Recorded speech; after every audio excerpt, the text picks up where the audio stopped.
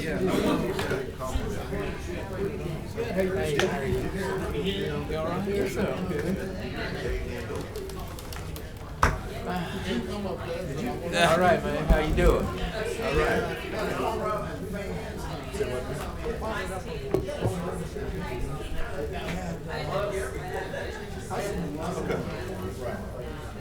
Oh, she had a makeup on. Hello. I sent you a text. It don't matter. It's perfect. That information. I'd like to reflect that I'm here before you start. Okay. You pressed it twice now. What I'll do is I'll call. Because I know he doesn't feel like he has to wait on. Load up. Yes, sir. Yes, sir. You can handle it.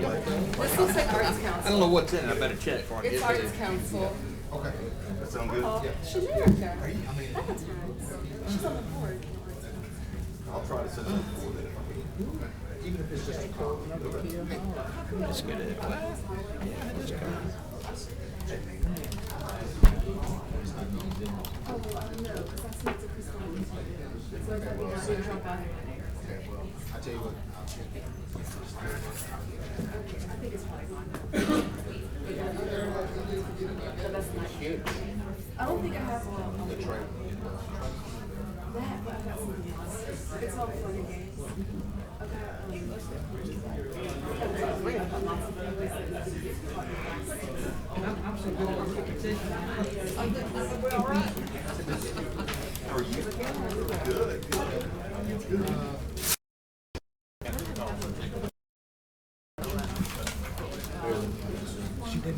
I had her put it up. Okay. I know.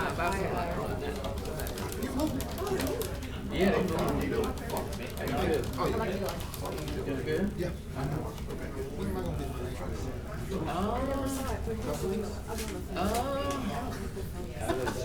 When you show up. You didn't show up. Okay, all right, now see. Hey, it's just a test. Remember that guy preaching that preacher? It's just a test. See, they stayed with me. He put them points in there. Just a test. Councilman Flores. Thank you, baby. No. I'm waiting till the rain stops. I appreciate it. All right. Thank you. Hey, good. I didn't have any snacks. No, nothing Switzerland. Is that mine? I can't have any coffee. Reverend Green? Where's mine? On the other end down there, I'm not Oh, used yeah, to they that. moved me, man. They moved me. They had a meeting moved me. Separated us. Yeah. I wonder why they did that.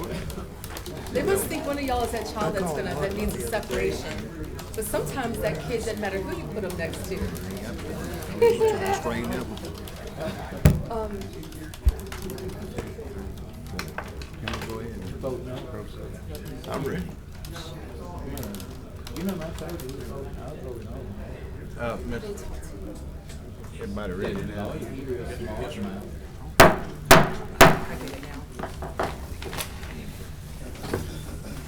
I want to welcome all of you today to the administrative conference of the Shreveport City Council, now called to order. I'm going to call on Fire Chief Scott Wolverton to do the invocation, and the Vice Chair will lead us in the pledge, please. Okay.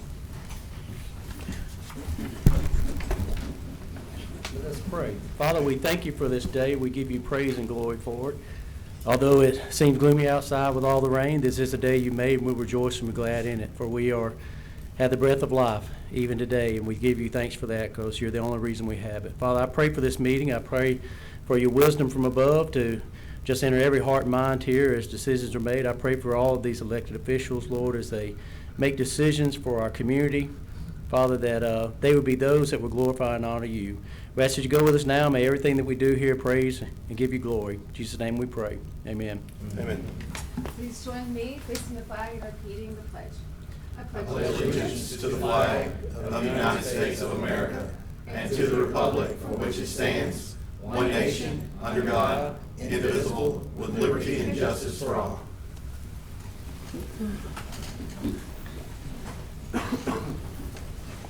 The Honorable Deputy Clerk, please call the roll. Councilman Bradford.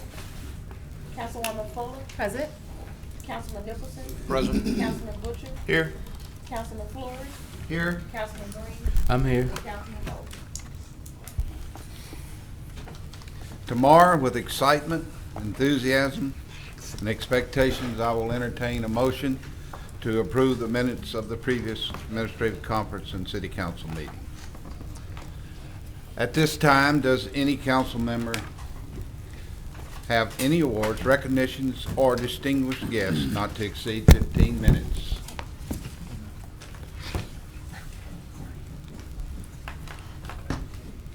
Give you just a few minutes, make sure we don't pass anyone.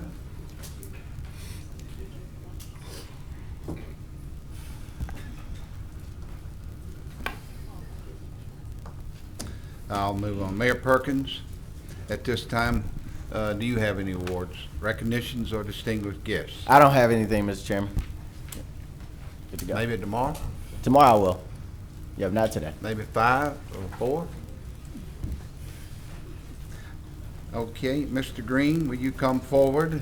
Does any member have questions, concerns relative to property standards?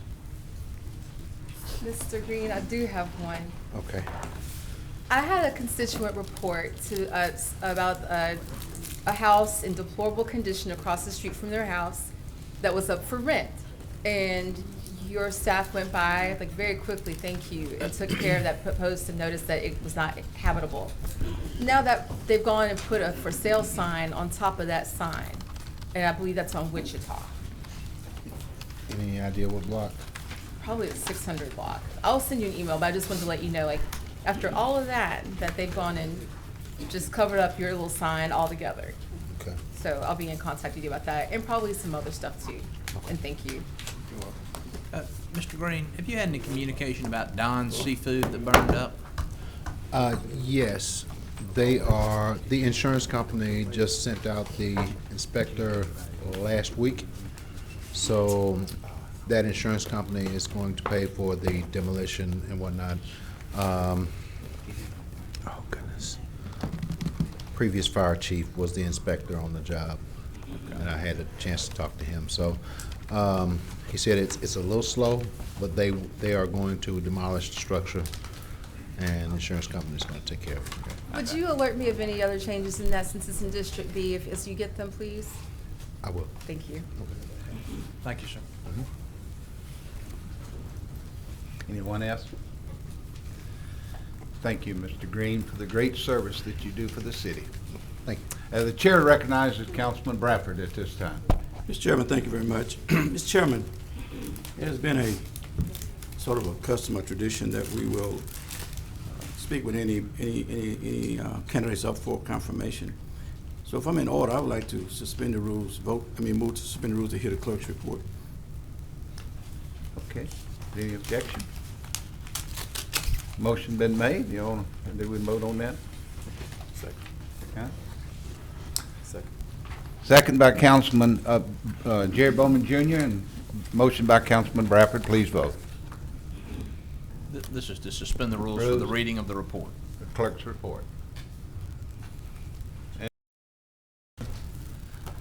In the affirmative. So now the next motion. Well, the motion is to hear the clerk's report. Mr. Thompson, would you please? The mayor has made several appointments, and they will be up for confirmation at the next council meeting. There are 2 for Assistant City Attorney, Cheyenne Y. Wilson, Jernine M. Millies, I guess that's correct, Deputy Director of Information Technology, and Chief Financial Officer Sharika Field Jones, and Chief Administrative Officer Henry Whitehorn. Mr. Chairman, Mr. Bradford. to not inconvenience anybody and to, I just like to say, follow an established protocol, would it be in order to ask the mayor to see if any of those candidates are here and we may talk to them at this time? Okay. Mayor Perkins, you have the floor. Yes, Mr. Chairman, we have one, I believe we have one person here. You like it? 2. All right, sorry, 2. I have 2. I see 3. How many do we have? I don't know. I just have my. You have two, and both of your two are here? Yes. Okay, so, yes, Mr. Chairman, if we could have the two come up now? Okay. Who would you like to bring forward? Cheyenne? Yes. Cheyenne? Wilson? Hi, good afternoon. I'm Cheyenne Wilson. Okay. For the record, would you please state your address? I'm sorry, Your address, please, for the record? 10028 Village Green Drive, Shreveport, Louisiana, 71115. 7-11-15, okay. So, Attorney Wilson, thank you for being here. Can you give us a little bit about yourself, your background, your current status, and what are you doing? I am currently an attorney here in Shreveport. I was raised in Shreveport. I graduated from Magna High in 2012. I graduated from Southern University Law Center in 2018, and I was admitted to practice law that same year. Since then, I've been practicing as a staff attorney for the Second Circuit Court of Appeals, and now I'm here today. And I guess being interviewed for this position, you have a clear understanding of what it entails, Yes, sir. and you feel confident that you can apply your skills and knowledge to that task. Yes, sir. Thank you for offering yourself for this position. Thank you. Thank you. Thank you. And Mr. Chairman, I got a correction, I'm sorry. All of my appointees are here today, so if y'all would have all of them come up. I don't know if it's the rain, I'm a little slow today, but all of them are here. Okay. We got you. Okay. Thank you. Who's next? Thank you, Mr. Chairman. Janine Males. My name is Janine Malis. I'm not originally from here. I practiced law for 38 years. I worked for the Calcasieu Parish Police Jury for 15 years. I was a legal counsel and staff counsel, but I have lived here for 10 years, and I'm presently the Veterans Court Coordinator. I also worked for Pro Bono for several years as the coordinator there at Pro Bono. Well, I'll just say, Ms. Miles, how much I appreciate your work for the Veterans Court and for the Pro Bono project. I look forward to having you work for the city. Thank you. Mr. Chairman, the city attorney had, the board is not working properly, so. Okay, I'm sorry. Good afternoon, everyone. I just wanted to have an opportunity to speak about the candidates that I suggested to the mayor. With Ms. Nails, she obviously has a unique experience. She's been practicing for over 30 years, and with that wealth of knowledge comes with experience with municipalities and dealing with things like public records law, civil service law, board zoning, things of that nature. So she brings a lot of experience with her. With the two new attorneys coming, that gives me an opportunity to kind of realign some of the assignments that are current. I know you guys have an outline of what each attorney is essentially assigned to do. That will change, provided that the council does go ahead and confirm the last two individuals for me. One of the departments that I intend on assigning Ms. Mayles to would be the MPC and zoning department, because she has a lot of experience with that. I also intend to make her our new public records custodian, now that Sharon Williams is now the Director of Human Resources. And so because she has so much knowledge with that, I think she would really be able to help facilitate that transition. And Ms. Wilson, she will be assigned to the prosecutor's office. She comes with a very eager and desire to prosecute and get into that level of work. That is rare, and so I jumped at the opportunity. Any other questions? Thank you. Thank you.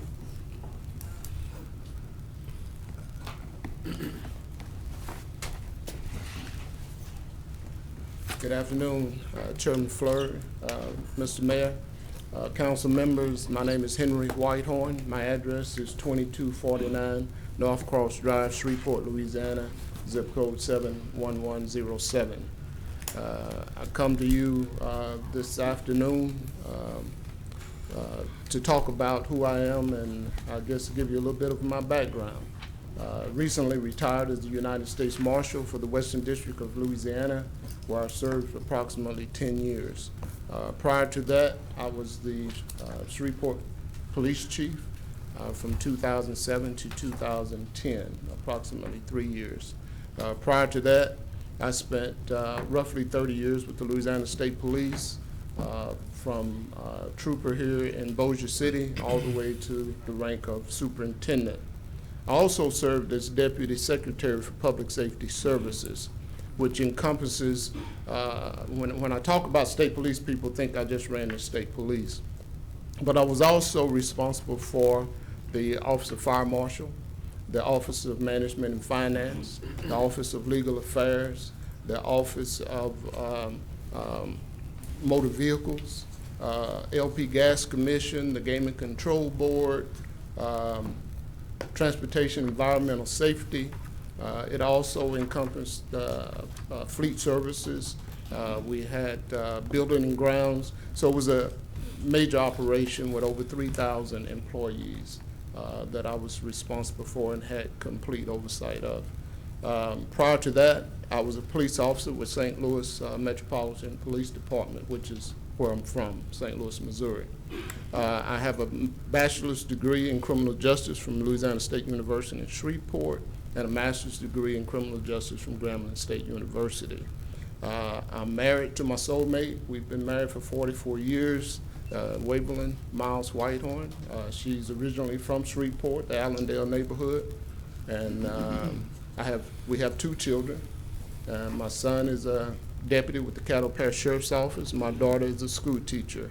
My wife is a retired Caddo Parish school teacher. And we have 2 lovely grandchildren. And I'll be happy to answer any questions that you may have. Mr. Chairman. Bradford? Mr. Warren, thank you again for coming and appearing here today. I have several questions, but I need to let you know that out of all the candidates that has been submitted, your candidacy for this office of CEO brings the most concern and questions. Yes, sir.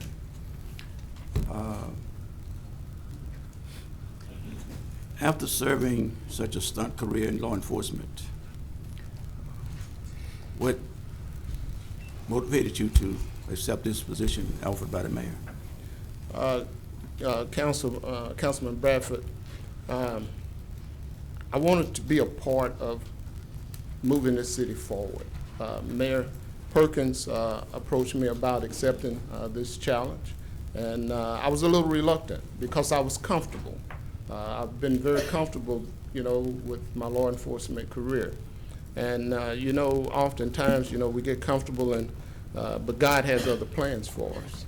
And I felt the need to be a part of this administration, to help, to lend my assistance to the mayor to help move this city forward. And I come to you with some unique experiences in executive level management. I bring to you both local, state, and federal executive experience that I don't, not saying you couldn't find, but it would be difficult to find those levels. So let me interrupt you and say that we've reviewed the qualifications for the CEO, and what you, and you're about to lead us there, but what do you feel in your resume that has prepared you or made you somewhat comfortable or qualified for this position? Yes, sir. As I mentioned, I served as Deputy Secretary for Public Safety Services. Not to mention the other executive experience, but in particular, Deputy Secretary for Public Safety Services allowed me, on a state level, to be able to manage different departments and department heads, and to lead an organization during a time what many has called as Louisiana's darkest hours. And that was during the time of Katrina and Rita, when it struck the Gulf Coast. I think I have demonstrated my ability not only in integrity, professionalism, character, accountability, and I think that if you look at those agencies, in particular, the ones that I mentioned, It's more like running a city. It's managing department heads. I mentioned that not only did it cover just those fire marshals, the management and finance, the legal affairs, the human resources, but it also covered some of the things that's involved with this city. For instance, I looked at public works. A lot of what we did also had a public work nexus. I looked at the different departments within inside public works, like sanitation and the building streets and the water department and all of that. I've got some ability based on experience to lead those different departments. When I looked at other departments within the city, I thought about the experiences where I could maybe bring some new ideas. Because I walk around and I ride around in this city, and we see stuff that needs to be done, and oftentimes we want to kind of just complain about it. I'm not that type of person. I'm not a spectator. And so I wanted to be able to provide a level of leadership that I think would be an asset, not only to the mayor, but to all of you, because this is a team effort. And a lot of times we think that we just play a small part, and we need to make sure that all the departments are collaborating and working together to move this city forward. Many times they think, well, my role is just over here in the streets, or property standards, or the police department, or something of that nature. But we all have a role to play in order for public safety and for quality of life for our citizens. Two more questions. I have to be transparent and let everybody know that I've known you for over 20 years. And because I've known you and seen your career, I have no question about your integrity and your ability in that area, in the areas that you perform. Especially when you was here as police chief, you brought forward some processes and changes that I thought did good. So tell me, Mr. Whitehorn, if you are confirmed, what would be your priorities coming in? Your first actions. First priority, I think right now is the consent decree, and looking at where we are with that, and making sure that we are following all of the necessary steps to be successful in completing and coming away from that consent decree. And then I also want to look at all of the departments. I need to see what the priorities are and make sure that they are meeting the goals that has been established by the mayor to help move this city forward. My last question, and if you're not comfortable with answering this, I would understand. Some concerns, including me, my concern, and it may be unfair, but sometimes we associate people by who they associate with, in a way. And I'm not calling any names, but I spoke to the mayor prior to this day,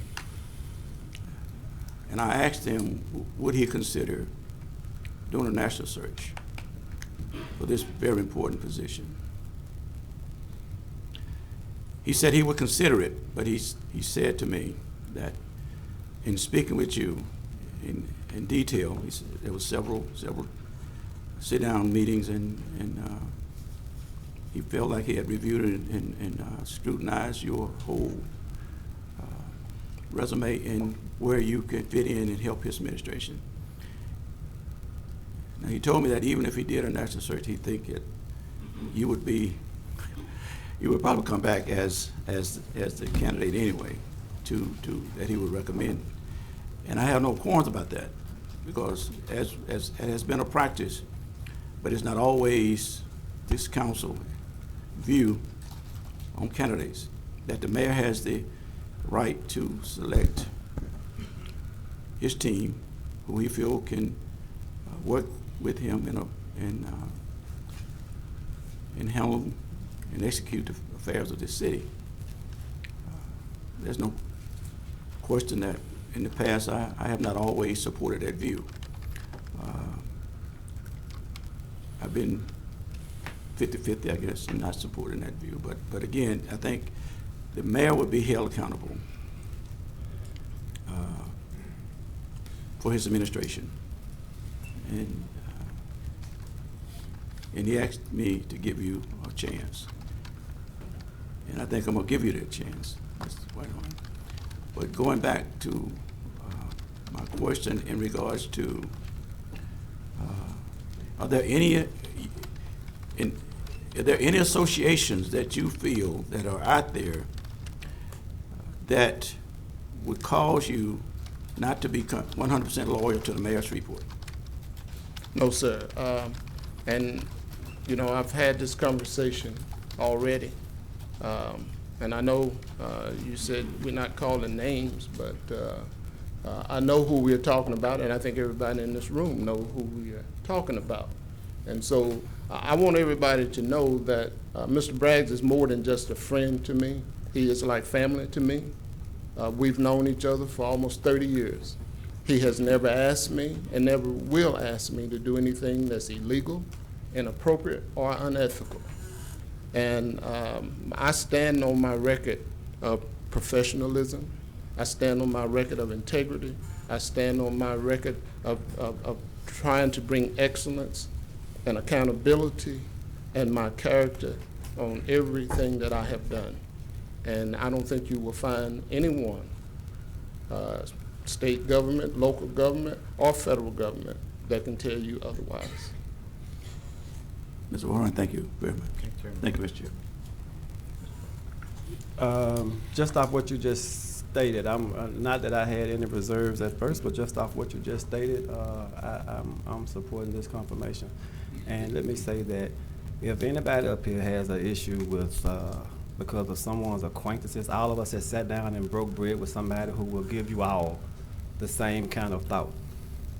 Maybe with me. If you sat down and talked to me and had a drink or whatnot with me, or had dinner with me, somebody would have an issue with that, I'm sure. So I can point out everybody in this room that have an issue with someone having a relationship, regardless the length or the closeness of their relationship, and we will not, I will not, based off someone's relationship with someone, not confirm or go against because of a relationship. I just, you have to look at that person. And same thing with me. I'm sure some people looked at me as not a good candidate for this seat.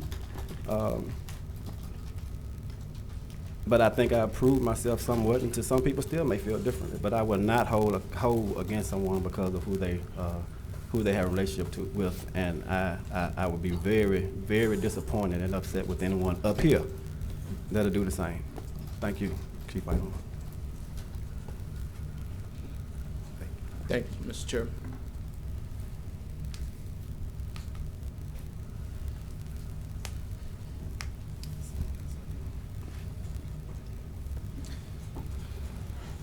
Aaron. Ms. Fields? I believe we have Mr. What about Mr. Still here? There's somebody else? Oh, I'm sorry. Aaron, how do you pronounce your last name? Eileen. Eileen? Yes, Eileen. Eileen. Yes. Okay, state your name and address, please, for the record. My name is Aaron Eileen. I live at 623 Alder Lane in Bossier City. Any questions? Sir, could you tell us what you'll be doing? I will be over the IT department effectively, just underneath Keith Hansen. Be managing 6 department heads, I believe it is, a total of 30 people. Are you replacing somebody who's departing? That may be a question for Ms. Jones rather than you. Yes, someone who has left, he is replacing. What's your background? Where are you coming from? I have a little over 20 years of experience in IT, started in 1998, building computers for Merlin Computers. Moved from there to a CPA firm where they outsourced me to aid in small businesses getting running on their software. That included servers and networks and things of that nature. Went from there to Porter's Cleaners and helped them go from an individually installed DOS system to a centrally managed servers set up so that each of the 9 locations would have a Windows set up, and all of their databases, all of the data would be sitting centrally. Left there and went to Centenary College, which is where I've been since 2005. And there I have done everything at some point in time. Currently, I am doing the systems administrator job, network administrator job, and we have no PC tech, so I'm doing that as well, all simultaneously. You'll fit right into the city of Shreveport. Thank you, sir. I'm used to getting it done. I am a doer. Are you, have you had any experience so far with the city phones? I have not. Well, would you commit to me that you will look into that, because it sucks? I certainly will. Certainly will.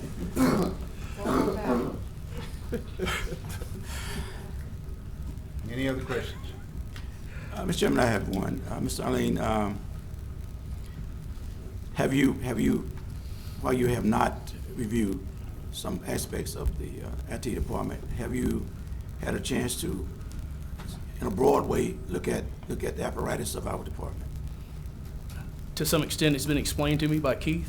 Okay. There are obviously many areas that I'm unfamiliar with just because I've not had any chance to look at individual areas. So, I mean, there have always been things that, if your question is what am I going to do if there's an issue that I have never encountered, that is IT. You're always walking. I am always walking into scenarios that I'm unfamiliar with, and have to pick it apart and fix whatever's broken. Okay. All right. Thank you again for offering yourself for this Mr. position. Chairman? Thank you. Yes. Okay, so my wife, everybody knows, works at Centenary, and she is the most computer illiterate person around, so he helps her out quite frequently. So if I go off on that, we're doing good, because he takes several phone calls from her. So if he True statement. Yeah, he can help anybody. Oh, Lord. You got my vote. Tread lightly. She would, hey, if she was here, she'd say it. Thank you very much, sir. Thank you. Y'all are gonna get enough about talking about your wives up here. Thank you, Ryan. All right, thank you. Sharika Fields Jones is next. Yes, Any sir. questions from the council? Ms. Jones, do you have anything you'd like to say? I was prepared to answer questions. I would like to say that I do look forward to the opportunity to work more intimately with the finance department. One thing that I have learned over the time that I've been in this seat is that the 6th floor of this building has a group of people who they work hard and they want to see the city of Shreveport succeed. So I look forward to getting involved and on the ground with them. Well, you've got some good folks up there with you, the controller and Mr. Duncan, and a lot of good people up there. And so with your good, strong leadership, we should see great things from the finance department. Well, you all will be hearing from me. We will be giving reports to council. I'll be working very closely with the Audit and Finance Committee. I also will be presenting legislation to council to help to show the rating community that we are doing our job, so that we can see some improvement there as well. All right. Any council member? Mr. Chairman, I have a question for the mayor. Mr. Mayor, in regards to the chief financial officer and the chief administrative officer, it was my understanding that in regards to compensation, there would be very little difference. Can you?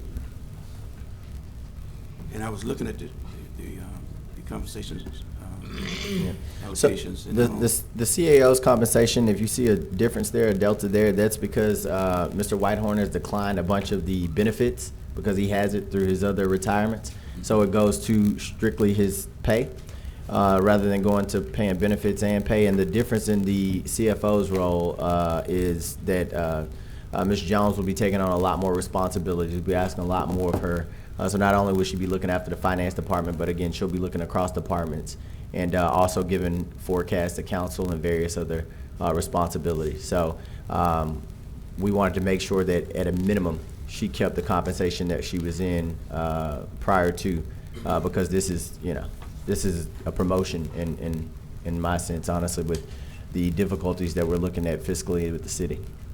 So in totality, you're saying that with the complete package, for the CEO that's The complete package is, yeah, that's the It's same. pretty much the same. Yeah, the benefits moved over to compensation because he rejected all the benefits.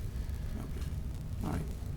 You know, I'm talking about like dental health. no, I I'm understand. making, yeah, I just wanted to clarify. Mayor, could I ask, help me with the flow chart? And maybe you can get us a. I will get you a flow Now, chart. well, my question is, the chief financial officer will report directly to you, correct? Yes.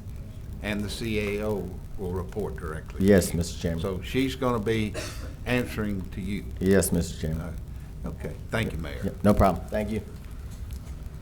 I think nobody else had too many questions for or anything from Ms. Jones, simply because we appreciate the role that you previously done in your background, and I'm looking forward to seeing some better results from our finance department with you there. So thank you for accepting that. Thank you. Thank you, Chairman. Okay. I believe that's all of those, so we'll go back to reports. Mr. Green and Ms. Jones, you'll have a revenue collection plan. Yes, sir. I will send that to you all. And Ms. Creel, we're excited about having your surety bond forfeitures report. Yes, sir, I've already sent that. You have? Yes, sir. You must have sent it today. I did. Yeah, because I didn't check mine. Okay, good. Okay. And there's no public hearing. Ms. Jones, will there be any legislation to be added tomorrow? We're not aware of any. And do we have any? We have no request to speak, Okay. which worries me about tomorrow. Are you disappointed? Keep going, keep going. You have no executive appointment to be considered tomorrow. There are no items on the consent agenda for introduction or to be adopted. And Ms. Jones, please proceed with the regular agenda legislation. Resolution 7, establishing guidelines for the approval or disapproval by the Shreveport City Council for the industrial tax exemption application submitted to LED for projects located in the city of Shreveport. Resolution 11, authorizing the mayor to execute a contract for water supply and sewage disposal between the city of Shreveport, Louisiana, Pratt Paper LLC, Pratt Recycling LA, LLC, and BFI Waste Services LLC. Resolution 12, accepting dedication for Jeffrey Kyle Drive and Jace Michael Drive rights-of-way and servitudes for utilities and drainage in Trinity Bluff subdivision. Resolution 13, accepting dedication for Garrett Farms Row, Canebrake Lane, and Canebrake Circle rights-of-way and the servitudes for utilities and drainage in the Grove of Garrett Farm Phase 2. It's not going to be introduced. Resolution 14, whereby the mayor is making recommendation to the city council for its approval regarding the amount and type of various insurance premiums, and to authorize the mayor to execute a payment for the purpose of binding insurance.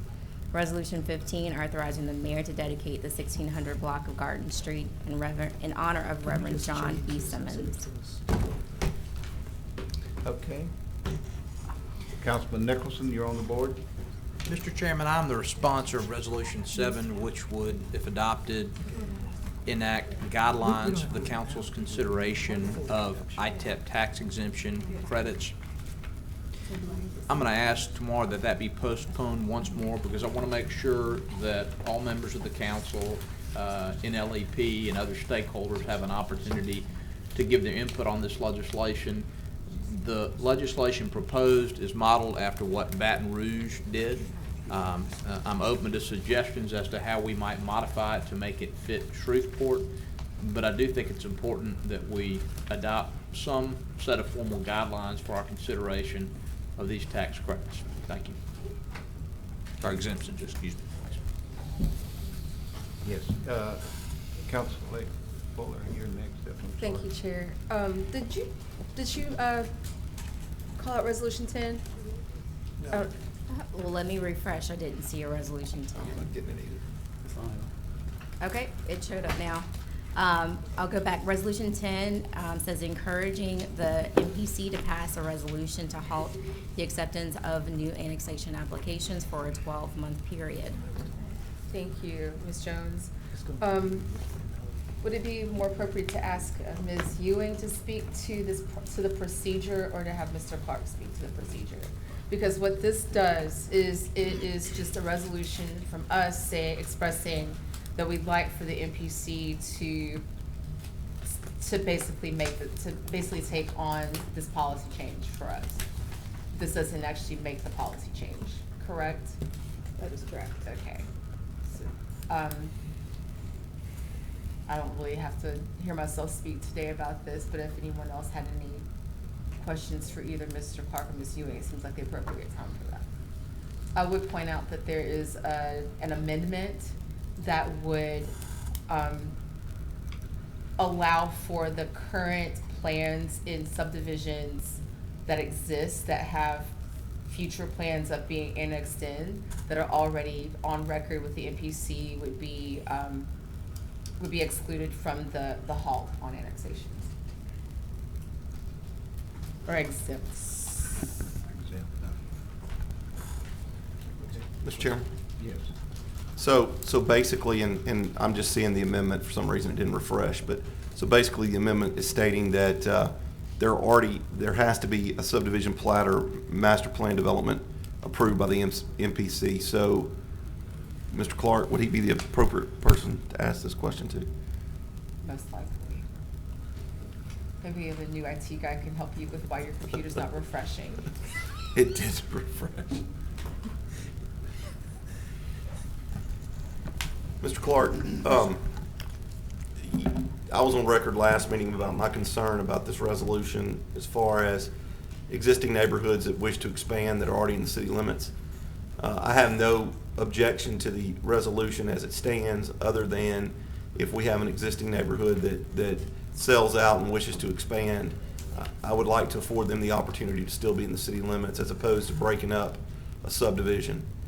The way that this amendment is written, does that alleviate that, or would the plans already have to be in existence?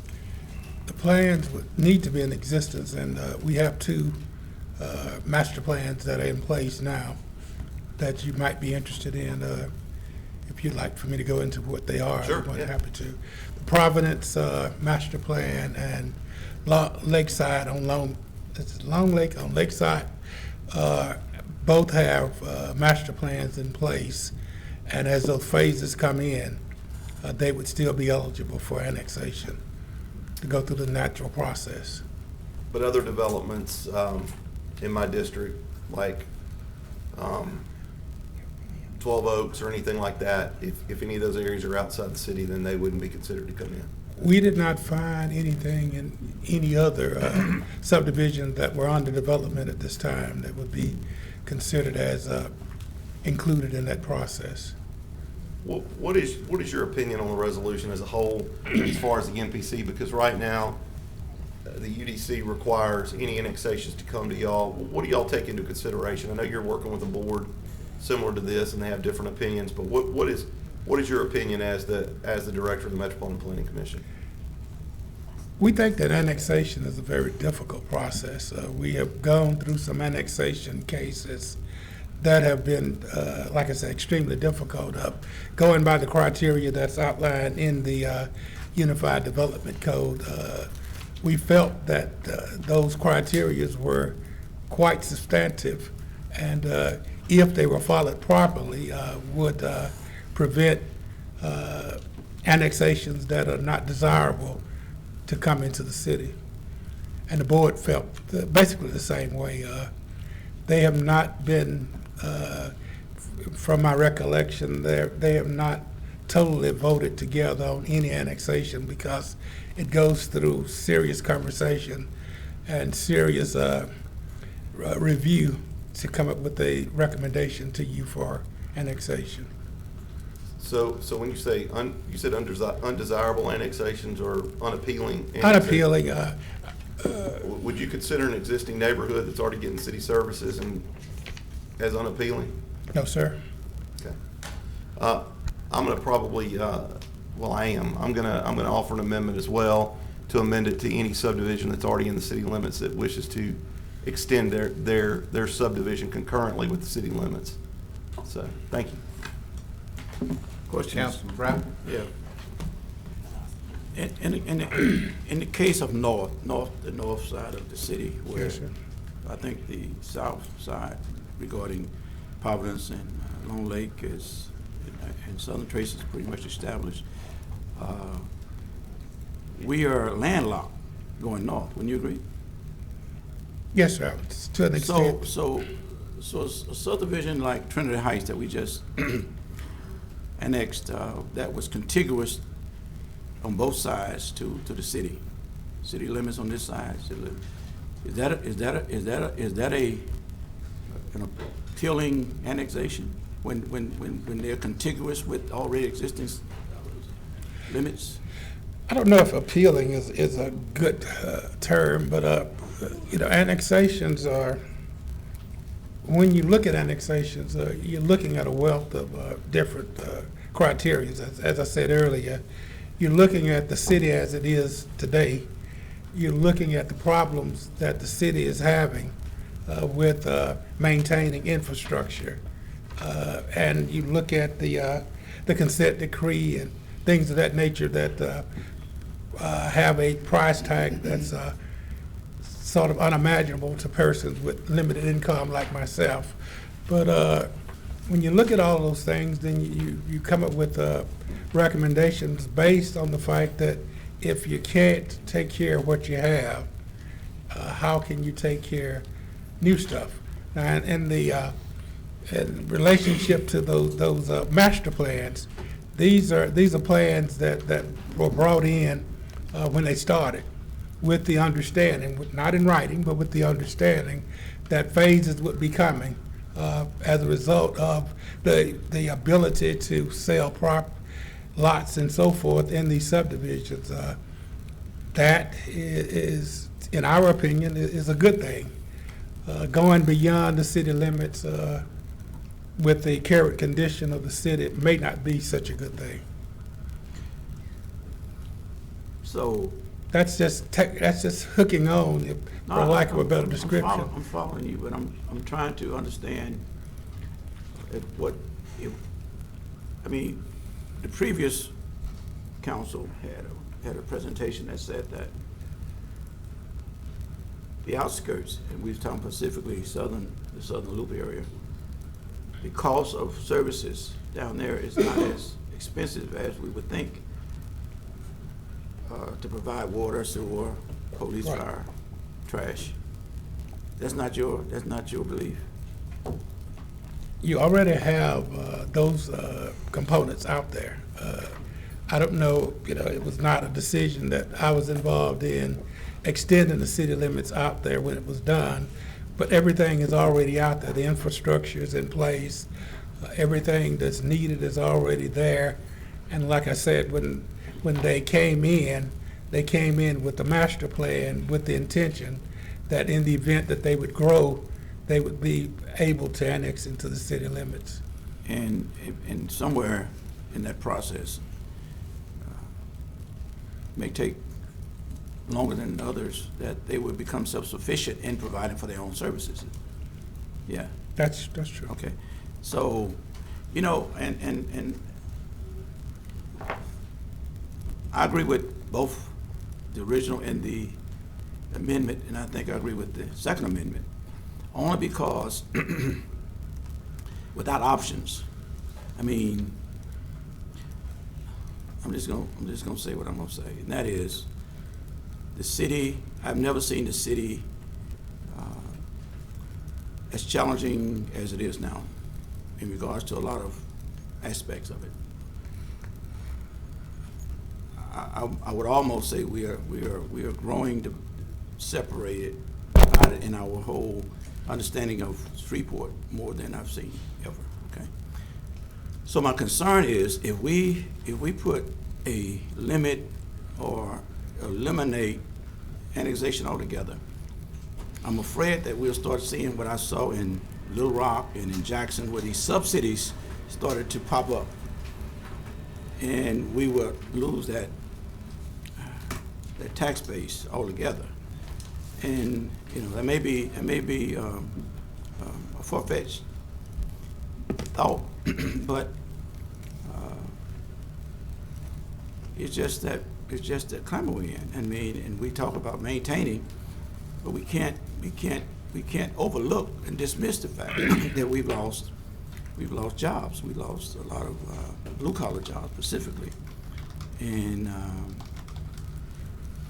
there are some discussions now. I mean, I know the mayor's in discussions. I've met with him at least 3 times regarding some new industry coming into town. But we got to make the city appealing, and they look at the newspaper, they hear the news just like we do, and they want to come to a viable city, a city that's. So I hate to see us losing rooftops to DeSoto Parish or the North Bossier. So it's something we got to consider. I mean, we got to be very careful how we proceed with this. Thank you, Mr. Clark. If I may, Councilman Yes, sir. Bradford, I think that if you do a moratorium and you suspend annexations for a year, somebody, and possibly the Metropolitan Planning Commission, needs to be doing a study, or you need to engage a consulting firm to do a study of dealing with what happens once this year is up, and how you should address annexations. We were in a discussion earlier this week of adjudicated properties that the city owns that are in the loop, that are in the inner city, that are just sitting there that the city is maintaining. There are some ways to address this problem. I think that this is an excellent idea of stopping it now, because as I was sharing with you, it was difficult for the board, and I guess it may have been difficult for the council to make those decisions that you're alluding to, because they're difficult decisions to make. But we need to come up with some recommendations, and that's my hope, that we won't just stop and do nothing for a year and come back after a year and possibly extend. And I think you and I have had this conversation on the way. But see, what we hear as an alternative is that we need to start asking developers to come back in the city, come back around what I'm saying. But I find that hard to do, to tell developers where to develop and spend their money. I don't know. I'm very sensitive when people try to tell me how to spend my money. You spend your money like you want to spend it. And so I agree. The challenges are before us, and I just say we proceed with caution. We have to come up with ways to incentivize the inner city, and come up with ways to, like you say, I mean, we can't force developers to not want to go on the outlying areas and build and put in totally new infrastructure, because new infrastructure is much more attractive than existing infrastructure. But we have to figure out ways to encourage them to come back into the city and reinvest into the city. Yes, we can create some incentive packages to do that. Yes. To that end, if I may, do you think that it's probably more viable to be in a city that has tighter boundaries, so that you can focus your policy and planning people in those areas to make them more viable? I think that's extremely important, because when you spread it out, you're extending your resources to unreal limits, and you're not doing as great a job as you could if it was close-knit. And would you say that developers probably want to spend their money where they're going to make more money? I would assume, like Mr. Bradford, I never know what developers might do. Right. I'd never try to tell them how to spend their money. Right. I wouldn't want to tell them how to spend their money, but I'd probably want to make an area more fertile for development. Are you aware that we are now 122 square miles with 188,000 people, give or take? Right. Detroit is 143 square miles with 672,000 people. And I once often they were over hear a these million. comparisons to Detroit because of a dwindling population over more land area, but even at that, they're quite a bit more dense than we are, it sounds like. Wouldn't you agree? I would totally agree. The problem was that in the initial stages of Shreveport, in the initial growth, that was the way Shreveport grew. It just expanded, and sprawl became a way of the times. And now we're dealing with the sprawl that occurred. Are you aware that cities like Memphis are beginning to contract, and that they're actually becoming more economically viable because of it? I've listened to the studies about Memphis, and they're saying that they are becoming more economically viable as a result of some of the things that they're doing. Do you believe that your staff would be able to focus more of their time on planning and tightening up some of our policies if they weren't studying annexations? Well, I mean, in actuality, you don't have that many annexation cases. But I think that if the staff could devote more time to planning, it would assist us in making better recommendations. All right, thank you. Okay. Mr. Clark, we had a brief discussion last year on the record about the possibility of the city conducting impact studies in Yes. connection with prospective annexations. That's not something we do now. I had hoped that Councilman Nicholson, that during this period, that's one of the things that we could discuss to determine if there was feasibility in doing impact studies that would offset the cost of the infrastructure when you do annexations. Because I think that what is happening is that you do the new annexations, you put in the new infrastructure, and it does wonderful, and you don't worry about it for 20 years. But after approximately 20 years, there comes a time to pay the cost, and the city is unable to do that. But if there were those fees that were in place, possibly at that time, the city could utilize those fees to address the decline in the decaying infrastructure that would be happening. I'll say that I hope whatever emerges from this conversation and the proposed one-year moratorium includes a robust discussion of the possibility of requiring impact studies for new annexations. That makes a lot of sense to me. Thank you. And we may need to come back to this body and ask for some assistance in getting that study and that information collected and data processed so that we can make a realistic recommendation to you. Thank you. Okay. Just one last thing. All this started in the city of Shreveport in 1989 when Ellaby Road Estates was running out of water. And they had their own private wells and they were going dry. I sat in a meeting as a sophomore in high school at the Glen begging the city. There was a water district actually that's on the books that you can look up that was supposed to be formed, and the city was supposed to sell them water. And the city administration and the mayor at that time decided not to. Fast forward to 1994, the city decided that they were going to annex just Norris Ferry Road and Overton Brooks to get to Long Lake and Southern Trace. Left huge holes. It actually impacted me because I was one of 3 paid firemen at Fire District 5, and I had to start looking for another job because I was low man on the totem pole. So I extremely understand annexation, and I am against it 100% because I've seen it happen. Fast forward to 2007. I was living in Southern Trace at the time. We had no water pressure. The port was able to gain a rural development block grant loan, which ran a line from the port all the way down through what is Fox Creek Farms, down to Ellaby Road in front of the tank farms, out to Goldsberry to Pueblo, down Pueblo to Norris Ferry, back up to Southern Loop, all the way down Southern Loop to Linwood, down Linwood, and then it comes back into the water tower at Flournoy Lucas and I-49. That line that most of these homes are tied onto was not paid for by the city of Shreveport. It was paid for by the port under a rural development block grant loan.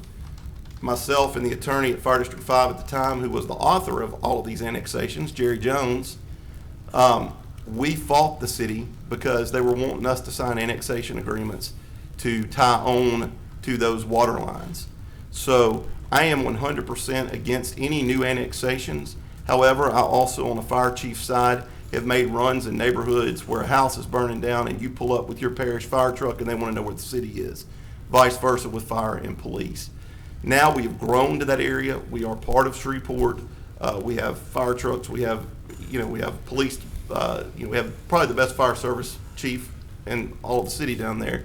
It's due to the fact of our agreements that we have forged with the fire district, which is what I would like to see us do with other agencies. So All I'm asking for in this amendment, and I'm saying this to my colleagues, is I don't want to divide up neighborhoods. I don't want to be living in a neighborhood that is partially in the city and partially outside the city. So I'm more than understand this. I am against any new annexations. In fact, there's a certain grocery store that's wanting to go in my district, and I told them I could not support their annexation. So I just want to be on the record for everybody that's listening, and that Grayson Butcher wants to go. I understand. I know how big we are. Actually, we're almost, we're bigger than Cleveland, Ohio in square miles. So I understand we have far, but this is something that I didn't have anything to do with. In fact, I fought it. And I don't think anybody sitting up here, including Mayor Perkins, had anything to do with our sprawl. But we find ourselves where we are, and I'm going to fight for the, I would say we've got 1,500, 2,000 homes in my neighborhood. I'm going to fight for those people just like they're part of the city, as if they were in Highland or South Highland or Broadmoor. So I'm going to offer this amendment to basically, all it's going to say is that if it's an existing neighborhood in the city limits of Shreveport, then we will let them petition to be annexed, and then let the NPC make the decision, and then it comes to the city council, and if we want to vote it down when it comes, vote it down. Thank you. Mayor Perkins, you're next on the board. Yeah, I just wanted to add that I'm in support of Councilwoman Fuller's legislation here. I see every single day the problems with our sprawl in our city. We very much need to make some hard decisions on stopping that sprawl. On the topic of contractors and I'm sorry, not contractors, but developers. It's a bit of a trade-off when developers come here, the ones that I've interacted with, and we are trying to incentivize them to come into the city to do some developments, and occasionally you'll have those that want to go on the outskirts. But what we do, our negotiation piece is we have the infrastructure, and that's what they want from us. So even if we do have some that pushes a little hard on somewhere that's outside the city, we can come back to them and say, well, if you want our infrastructure, we would encourage you to move in within these bounds, so that they don't just run amok and force us to annex even more land in our city. So there's tools that we have to prevent that. So like I said, I think the sooner the better that we stop this sprawl in this particular scenario. So as I said, I just in full support of Councilwoman Fuller's legislation. Thank you, Mayor. Any other questions? Thank you, Mr. Clark. Thank you. Time. Any other discussions here? Mr. Chairman, briefly, tomorrow I'll move to postpone Resolution 11, which concerns a contract the city is negotiating with Pratt. I had some questions about that contract, and the mayor has kindly agreed to postpone the legislation for 2 weeks so that I can work to understand the deal that's been constructed. It is a significant piece of legislation, as it will, among other things, if adopted, give Pratt a $25 million break on the cost of its water over the next 10 years. So this is something that bears the council's close attention. Thank you. Mr. Chairman, I want to interrupt that. Councilman, after me and you spoke, actually Pratt and Republic, the other two parties to this contract, actually, I'm sorry, one of them came back and revoked their signature on our negotiation. This is something that we've been working on for about 6 to 7 months, my staff and these three parties. And at this time, I'm actually not comfortable with postponing it, because if they walk away from this, we'll be looking to lose in revenue about $600,000+ a year. Some estimates are about is it $600,000 or $700,000? What, 700? Sorry, $700,000 of revenue per year, and that's something that I'm not willing to really. That's something that I'm not willing to lose at this time. In addition to the $700,000, they've told us that they'd also be moving about a dozen jobs outside of our city. So again, it's just something that I do not want to jeopardize. And at this point, after we receive those emails, and I'm not sure if you spoke to them, Councilman, but like I said, I'm not comfortable with it. Well, sent to my colleagues, the last communication I had with the mayor regarding this contract involved an agreement to postpone for 2 weeks. And I will make that motion. If we need to have a discussion of the details of my concerns about the contract, which are numerous, I'm happy to do that on the record. But I will say again that this contract would reduce Pratt's water rates at a cost of $25 million over the next 10 years. $25 million. And before we do that, we need to have a very thorough understanding of what the city is getting in return. So I stand by my motion. I understand that Pratt and Republic would like to push this through because it will benefit them quite a lot.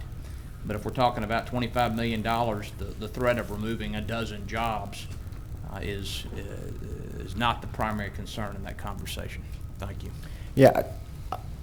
Go ahead, Chairman Mayor. Smith, yeah. So it's going to be one of these scenarios, and us talking to the companies, and like I said, we put in about 7 months of work at this point, where we can get 80% of something or 100% of nothing. If we jeopardize their business model and they leave this city, we're not talking about a cut of revenue. We're talking about losing the whole pie. Again, that's something that I'm not comfortable with. We can talk about the merits tomorrow if you'd like. My staff would be very prepared to talk that piece as well. And that $25 million over 10 years, this is a practice that we already do as a city. We offer in-city rates to companies to attract companies and economic development to our city. And it's in our, it's also in the charter or ordinance? It's also in the code of ordinances that we're allowed to have that discretion as a council. So this isn't this is ordinary practices for us, especially when it comes to economic development and revenue for the city, which many of us know we cannot afford to lose. Thank you. Mr. Chairman, these are my concerns, among others, regarding the proposed Pratt contract. There was discussion last year regarding the legality of offering discriminatory utility rates to Pratt. If the city attorney has concluded that offering a single member of a class different water and sewage rates rather than other members of the class is lawful, we need an opinion to that effect before we take action on this legislation. Secondly, the contract as presented would commit the city to providing Pratt inside city water and sewage rates for a decade at an approximate cost of $25 million. Part of the justification for this concession is to keep our recycling collection costs low. But unlike the city's 2007 agreement with Pratt, this contract imposes no obligation on Pratt to collect recyclables, nor does it commit BFI, an affiliate of Republic, to continue collecting recyclables at the rate specified under the city's present agreement with BFI. The structure of this agreement exposes the city to the risk that BFI either will not negotiate a new agreement with the city, which maintains our existing recycling costs, or will at some time in the future default on its obligations. In either case, the city would not be relieved of its obligation to provide Pratt a discount on water and sewage rates worth more than $2 million a year. Thirdly, the contract requires Pratt to accept recyclables from BFI at a rate of $25 per ton rather than the $50 per ton Pratt is presently charging BFI. The requirement instead should be that Pratt accept recyclables from the city or any of its agents or contractors at the agreed rate.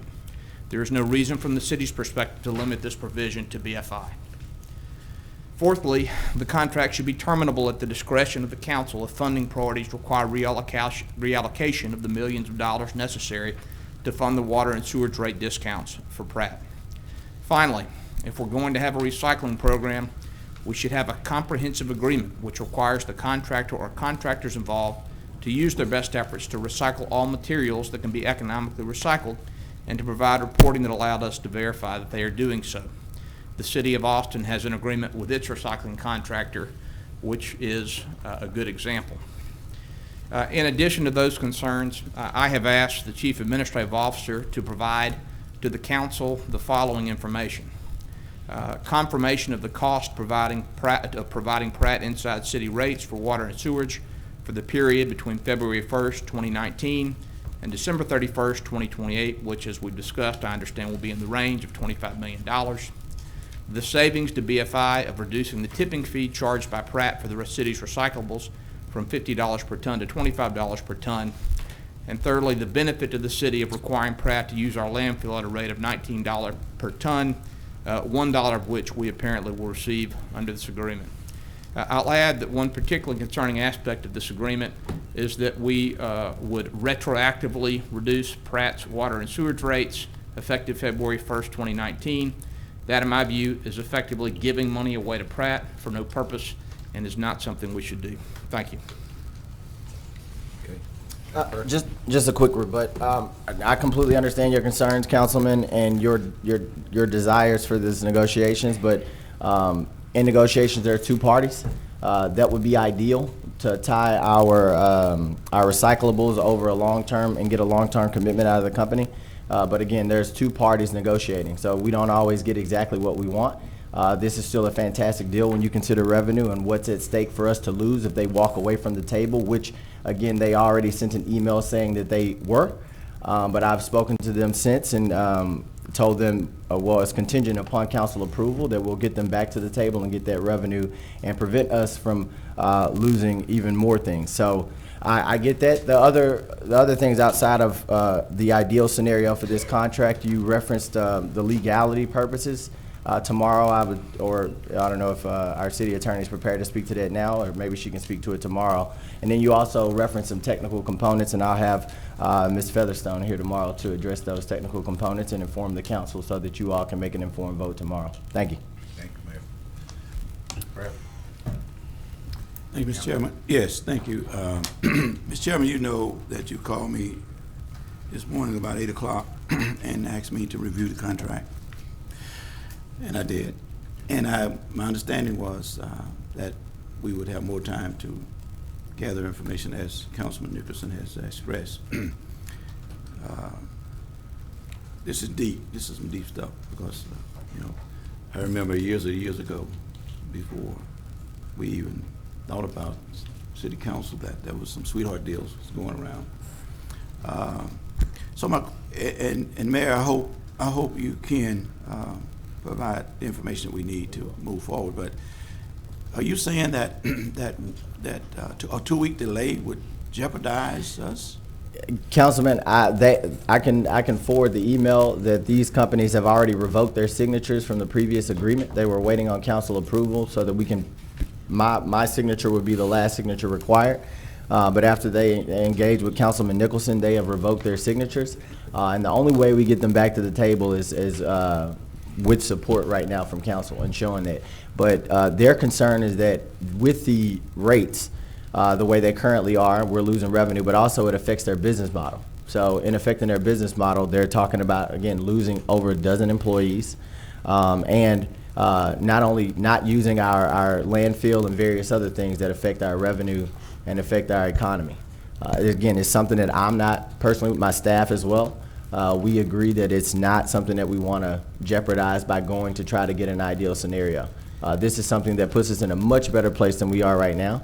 And I think if they walk away from the table, we can be in an even worse place than where we are right now. And I certainly appreciate that explanation, but I hardly ever put myself in a position to be held hostage at this level. You know, I mean, a 2-week delay. I mean, I don't know where we squeezed where we lost our ability to continue to negotiate. I don't know what that Well, happened. we've been working on it for 7 months. I understand. Yeah, I think that's where, so their timeline is a little different, I guess, than council. So we can try it out. I mean, yeah, we can. I want the right thing. I mean, we are not in a position we were 20 years ago. And I'm just saying, Councilman Nicholson, he's very articulate in his expression, and he scared me a little bit. We can answer all those questions. If y'all have more questions, you can send them over this evening. We'd be happy to answer them tomorrow and give you our perspective on this. But again, it's the council, you're the legislative branch. If y'all vote against us moving forward, then we will act accordingly. So what options are there? Acting accordingly. Y'all can vote against this, and again, they've already revoked their signatures on the current documents. They just will not come back to the table, and we'll figure out if they were bluffing or not as far as the jobs are concerned. We know they will not be using our landfill. What's that? I don't like the word bluffing. I mean, we can't play Russian roulette with our business. So anyway, let's try to get as much information we can in the next 24 hours and be prepared to act. Okay? Yeah, and I just don't want it to seem like this sense of them bullying us as well. They've come to the table in good faith over the last 7 months. We've all done our analysis as well on our side. Water and sewer, public works. This is a very complicated thing. Water and sewer, public works, our legal department, and we were losing a lot of revenue. So again, this is increases, although there are gonna be some cuts and some people get some, there are some parties that are gonna be have more advantageous, I guess, features to the contract. We still benefit greatly as a city, and they maintain the integrity of their company. Thank you, sir. Mr. Chairman, I'd like to make one point with this. We added this to the agenda, which I would think, we added this in the last administrative conference, if I'm not mistaken, which I think shows all parties that we are in good faith looking at this. But we really only had 2 weeks to review this contract. And a contract of such long-lasting 10-year ramifications, and I believe I was in a meeting with Councilman Nicholson and Mr. Norman and Ms. Jones, and I believe the questions were asked last, what was it, Wednesday, Thursday, something like that. So, I'm kind of like Councilman Bradford. I hate to be held hostage, for lack of better words, and I don't want to play Russian roulette. But I think that we as a council have moved diligently to get this matter looked at. But it is a contract, and I personally don't feel comfortable approving this contract without having those certain questions answered by one of my that were presented by my colleague. Thank you. Yeah, and Councilman, just as a response, we didn't get those revocation emails until I think yesterday. Was it? City Attorney? Yeah. So we didn't get. They didn't revoke their signatures off their agreement until yesterday. Okay. So we didn't know the sense of urgency or their posture. We assumed that 2 weeks after 7 months would be good enough. But we got a note from their general counsel saying, they're pretty much at their wits' end with negotiating with us at this point. And they, I've spoken to them over the phone. They're a bit frustrated on the amount of time. I just feel like that we've done our, we have been very accommodating as far as the council goes. And I know that you've been negotiating, and we've been talking about this since we took office. I just think that is something that we need to keep in mind, that we have only had this piece of legislation for less than 2 weeks now, and we're ready to make a 10-year commitment to a company and tie up a lot of money. So I don't think that we're asking for something out of the ordinary if we were asked to postpone. Okay. Yeah. Councilman Bradford, can I speak with you just a minute? Do you remember this scenario when we first came on the council, where Joe Shine famously said to Cedric Glover when we was battling about losing the water deal, that he said, "Cedric, I better not find out you ever on practice." Do you remember that? I do. Jerry and I sat in on committee with Republic trying to get us a decent deal on our recycling. You remember the water came in, and so I didn't graduate cum laude, but I'm telling you, this is a complex, deep subject here. But I do remember that we had issue with our recycle stuff going to DeSoto Parish. Do y'all remember how that came into play? And then we didn't sell them any water because the Tyler administration couldn't work the deal, and then they quit buying the water from us. So I don't know that I've made that very clear, but I do know that we need to think about those two things, where our stuff is going. We lost it out of our landfill. We lost the revenue out there. So I just remember that. And as well, those was some of the dark days of the council that we don't want to come back. But my point is, Mr. Chairman, is that the landfill and the recycling has been just thrown in our side. I don't know why we can't just get a deal that we can live with without all these challenges keep coming back. So hopefully we can get answers tomorrow. But certainly Councilman Nicholson brought forward some great questions and concerns. Thank you. Thank you. Mr. Chair. Yeah. Mr. Thompson, do you have any recollection as to why we lost Bolger's contract of picking up their trash, and now they go to Mansfield and they pay Mansfield more than what they paid us? Do you have any recollection on what happened? I remember the negotiations, but I'm not aware of what the facts are now. I don't know that they're paying more than. But they did leave and go to Mansfield, right? Bolger. They no longer wanted us to pick up their trash, and I think that was almost a mutual agreement.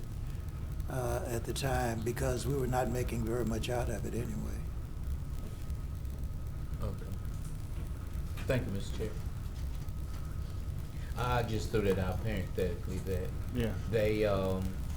they pay DeSoto Parish more than what they were paying us. Yes, that's right. And Good point.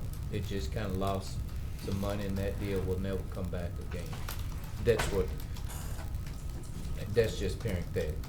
Chairman, if I connect the dots on what my colleague over here is saying, it's almost like he's saying that it might be that we're just too difficult to deal with. Yeah. Is that what you're picking up that he's putting down? I think so, I think yeah. I'm picking up what you're putting down.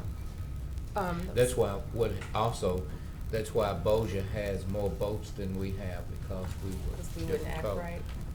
And that's why Bossier has the racetrack, because we had all the Christian people over here, and we didn't want it here, but we were just gonna drive to Bossier and gamble. So, That's a good point. I just want to throw that out there. Okay. Any further discussion? We'll move. I'm sorry, go ahead. I think that it's important that we remember that what we're trying to do is not be too much of a burden on our constituents with an amenity sort of or utility that they are saying they want. I think that over the last year of hearing about all of our issues with trash pickup and then all the conversation that happened around recycling and whether or not it was actually happening, and going out in some cases and looking at a bunch of nasty recycling to find out what was really going on with it, that our constituents were saying to us that either they were wondering what they were paying for because they weren't using it anyway, or they used it and wanted to continue to be able to use it because they care about having that service. So the end game of all of this is, let's not make this too expensive on people that are trying to make sure that we don't have so much plastic on the planet just sitting there and not actually what's the word? I lost my word. Well, that's disintegrating. Yeah. It's not biodegradable, and it's going to have to go somewhere. Well, I'll have to say that I was in the negotiation with Councilman Bowen, and thanks to his maneuvering, that we were able to keep the costs down, and we just couldn't pick it up every week and on the recycling. So we were able to work with Republic and make it, everybody was a win-win deal. Okay, anything else? Let's move on now. Ms. Jones? Resolution 16, authorizing the mayor to execute an agreement between the City of Shreveport and Downtown Shreveport Unlimited, Inc. Resolution 17, authorizing the mayor to execute an agreement between the City of Shreveport and Pinpoint Events, LLC. Resolution 18, authorizing the mayor to execute an agreement between Shreveport and People Acting for Change and Equality, Inc. Resolution 19, authorizing the mayor to execute an agreement between the City of Shreveport and Red River Revel. Resolution 20, authorizing the mayor to execute an agreement between the City of Shreveport and Ro Omega and Friends, Inc. Resolution 21, authorizing the mayor to execute an agreement between the City of Shreveport and Get Up, Inc. Resolution 22, authorizing the mayor to execute an agreement between the City of Shreveport and Red River Roadrunners, Inc.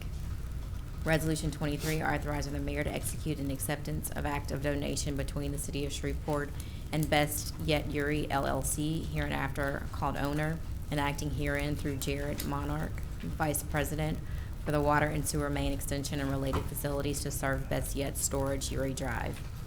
Resolution 24, authorizing the mayor to accept a monetary donation of $48,237.03 from Willis Knight Health Systems to the City of Shreveport, Louisiana, to be utilized by the Shreveport Police Department.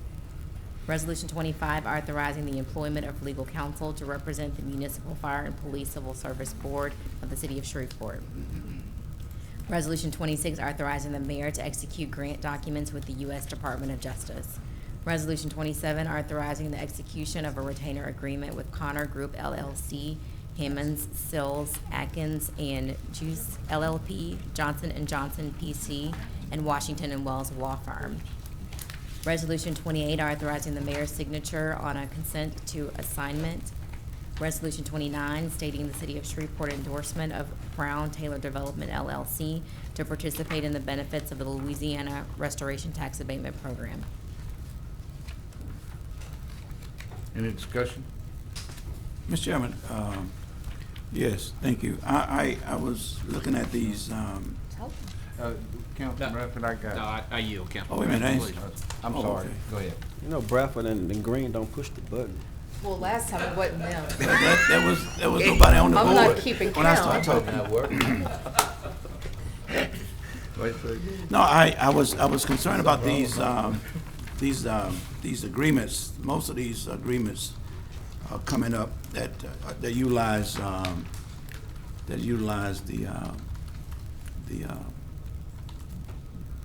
what I'm talking about down in the what? Spar Utilities? Yeah, well, the Festival Plaza.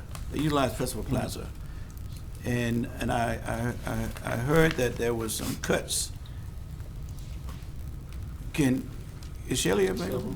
Shelley will be here tomorrow. Okay. Yeah, but Councilman, I don't want you to conflate the two things. The cuts was, that Shelley addressed was with the rebel who uses office space and other things, not just using that, The plaza itself. Festival Plaza. Yeah, we give them office space and a bunch of other, amenities, so it's two different ones. These agreements is pretty consistent with the previous ones. Well, these agreements are consistent with the new policy that everybody's gonna be treated equally, and that we aren't gonna give certain, organizations certain benefits that other ones don't. All right. Does that include parades too? We're working on parades, but we've already started some changes with parades as well. But these have up for renegotiations. The parades are not. My understanding is that right? No, this year we made some changes to, 2 parades? Yeah. 4 parades? For all of parades, there were some changes, routing, the time, to alleviate the pressure that it was putting on our SPD resources. Yeah. And we're gonna meet with them after parade season. We gave them, 6 months of notice with this, and we're gonna meet with them after parade season so we can come together and, make sure we got the best routes next year as well. So, yeah, parade season is another complicated thing.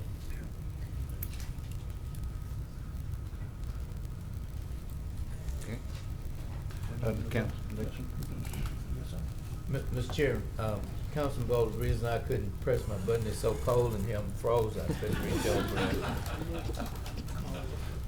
I need to turn up the air for Councilman Green. Make it a little warmer. Thank you. Mr. Chairman, Resolution 27 would authorize the city attorney to retain several law firms to pursue claims relating to an antitrust class action suit pending in the Southern District of New York. I just want to understand, I'll say that it looks to me, based on reviewing just briefly the docket of that case, that the GSC litigation is an antitrust suit. We have a certified class, and multiple defendants have settled and have agreed to deposit several $100 million into a fund for the benefit of class members. What will the lawyers that we are proposing to retain at a 20% contingency fee be doing for the city? Either today or tomorrow from Mr. Washington, whoever you think should best address that. You're right here. I'm sorry. I apologize. Yeah, please. Thank you. I appreciate it. And first of all, I saw one mistake on the fact sheet. The agreement was actually 25%. It should have, the original contract is 25%. So after I spoke to you, I wanted to tell you that. And that correction has since been made and submitted to be uploaded. Okay. So not 20, but 25% of the recovery. Correct. All right. And those firms that's listed on the resolution, they actually represent the state, City of Baton Rouge, and also New Orleans in the same type of claim. And the contracts are the same at 25%. And what do you get for the 25%? Sounds like your question. Sure. One, they've been working on the case. Actually, the case is in the South since April 2019. In working on the case, and I have the information that they've been able to gain certain stipulations and direct witnesses that other plaintiffs won't have access to without going through the long discovery process if we're unable to settle the claim. In Baton Rouge and New Orleans and the state, they did file suit. So the strategy in this case is not to actually settle for pennies on the dollar for the city of Shreveport, but to move forward with litigation. Those are two primary importance that justify the fee arrangement. Are we gonna I mean, you heard me mention, you and I talked today about the pending class action lawsuit in the Southern District of New York. Are we going to exclude ourselves from that class and litigate in Louisiana? Is that the strategy? Yeah, the strategy, first, it's like 2 claims. So Okay. it's a deadline on this claim for February 28th that we need to submit. So we're opting in to be a part of the first claim. The first claim, the amount of money they have is around $44 million, but it's limited to the number of defendants. But it also is inclusive of everybody around the nation. So you're gonna have everybody trying to get this pot of money from these investments. So the city of Shreveport won't receive a lot of benefit from that. Now, the what you mentioned to me earlier, the $344 million that they proposed to the court, which the court accepted as a proposed settlement. Now, the city of Shreveport, state of Louisiana, New Orleans, city of Baton Rouge, strategy is to opt out of that, because by opting out, we use our own leverage from the investments from the city, this city and the state, and use that as leverage to get a bigger recovery as opposed to receiving the same monies from everybody around the nation.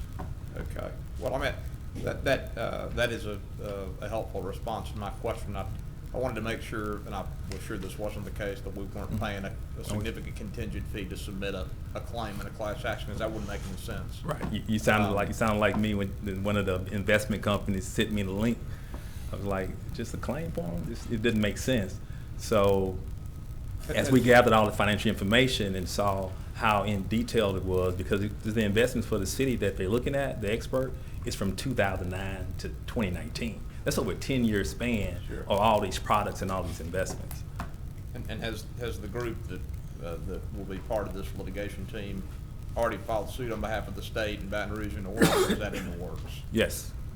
Which? In the works, or? No, it's filed in Middle District. Okay. Yeah. Okay. All right. Thank you so much. Okay. I appreciate it. Thank you. And may I add a comment, please? Councilman Nicholson, I know we spoke about this briefly before the meeting. I believe that 25% contingency fee is in line with the same contingency fee agreement for the opioid litigation that the city is currently a party to, but I will verify that for you before tomorrow and let you know. But the only, and we can talk about this offline, but I guess the only comment I have in response to what Mr. Washington has told us is that I think a 25% contingency fee on a claim that's going to be litigated in the Middle District perhaps is not unreasonable, but I'd like to understand why we would give a 25% contingency fee on any funds that we are going to obtain simply by filing a claim as a member of a class in the Southern District. That doesn't make sense to me, and perhaps some additional information will clear it up for me. But yes, sir. Okay. But I know that you did ask me that question, and I want to let you know that I was at least looking into it. Okay, thank you. You're welcome. Councilman Bradford. Mr. Chairman, I just wanted to mention before we move forward, while we were talking about sort of renegotiating or renewing agreements and contracts with our various nonprofits that utilize Government Plaza and the parade people, that I did get several calls this year from the crew of Harambe and Sobek,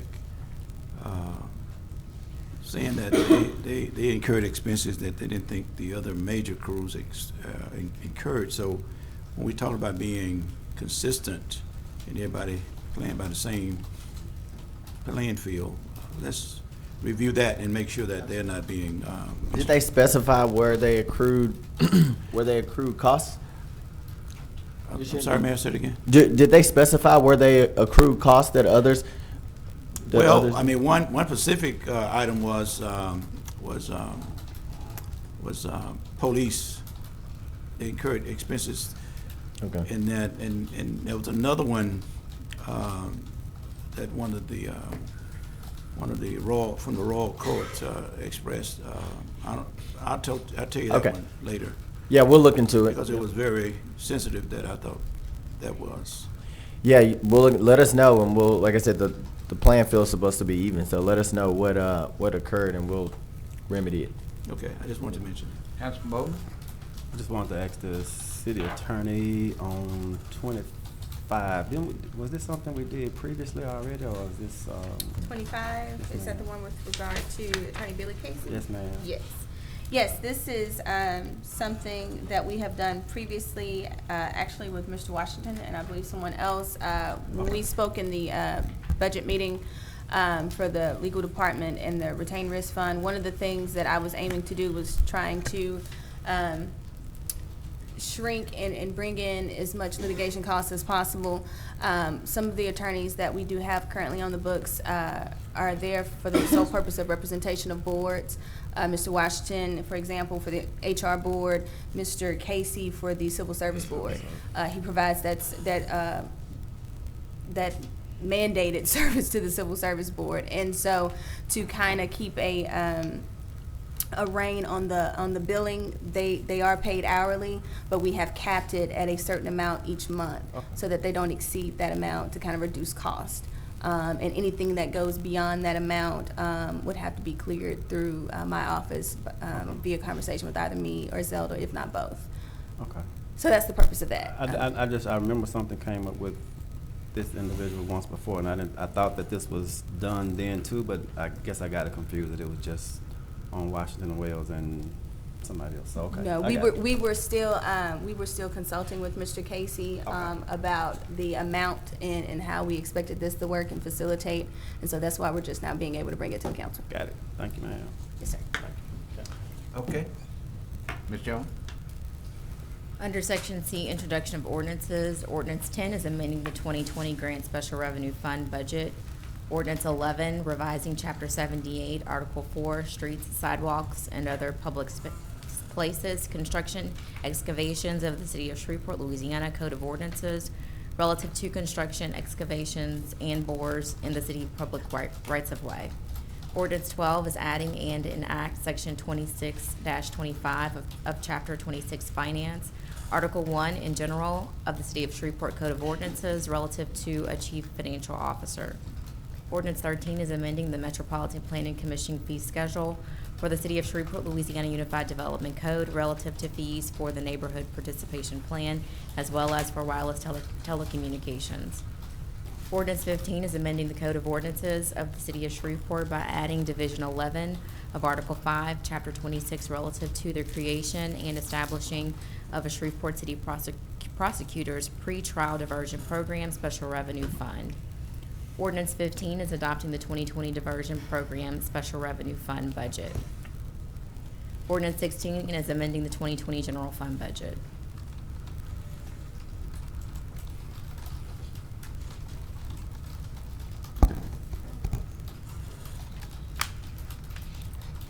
Question from the council? On number 11, Mayor, may I speak with the engineer on that? Need a little more description of it.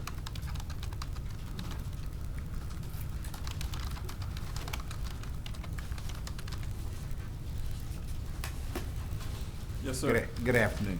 Patrick, what have you talked to all the utilities and everybody understands what you're trying to do here? Yes, sir. We've been meeting with them for over a year. We met with them about a year ago, told them, that we identified the problem, threw out a number of solutions, asked for suggestions of how they would like to see the program go. We did not get any suggestions from them. Time went by. We were ready to move and get an ordinance on the books. So we met with them recently and discussed this. So they're all aware. Okay. All right. Just curious. I've had some correspondence on it today, but I'll go back and review it again tonight. Okay? Yes, sir. Mr. Clark, in regards to number 13, these fees that you, neighborhood participation fee, $50, and fee for wireless telecommunication facility, or is that something new that we're adding?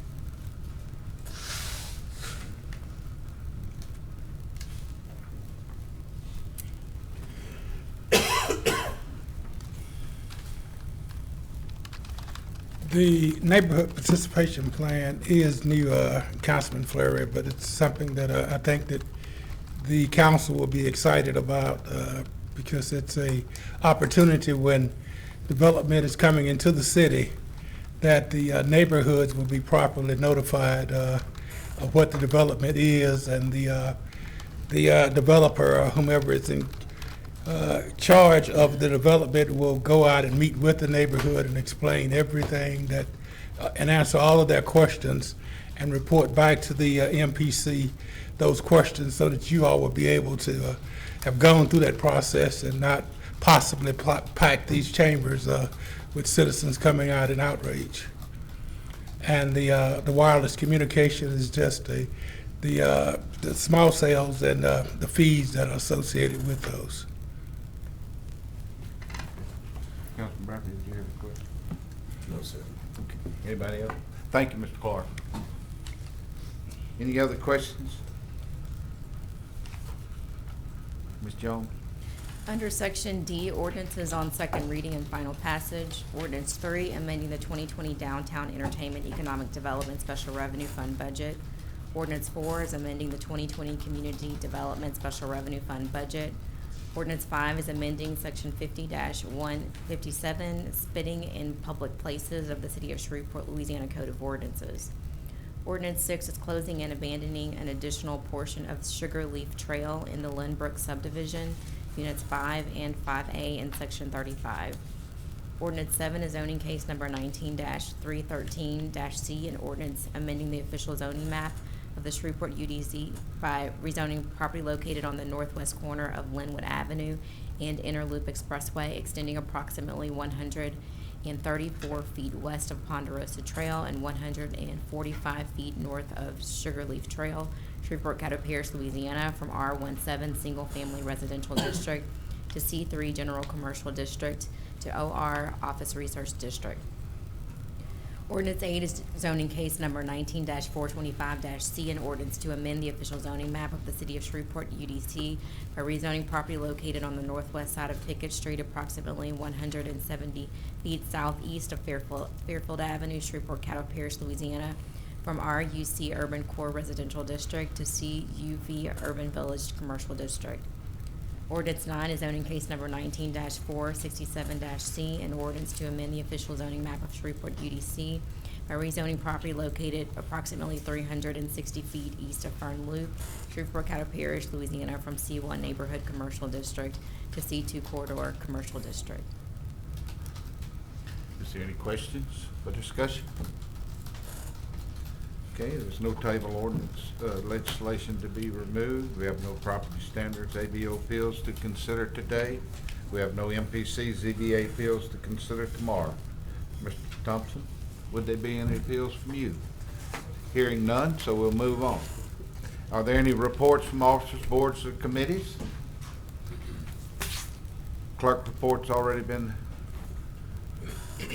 given, so we have a request from the city attorney to go into executive session to discuss the following: Louisiana Cleaning Systems versus Holly Tyler ETL, suit number 516CB00014, United States District Court, Western District of Louisiana. Do we have a motion to go into executive session?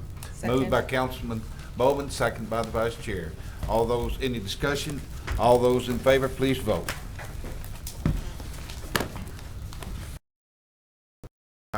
Dismissed now to executive session.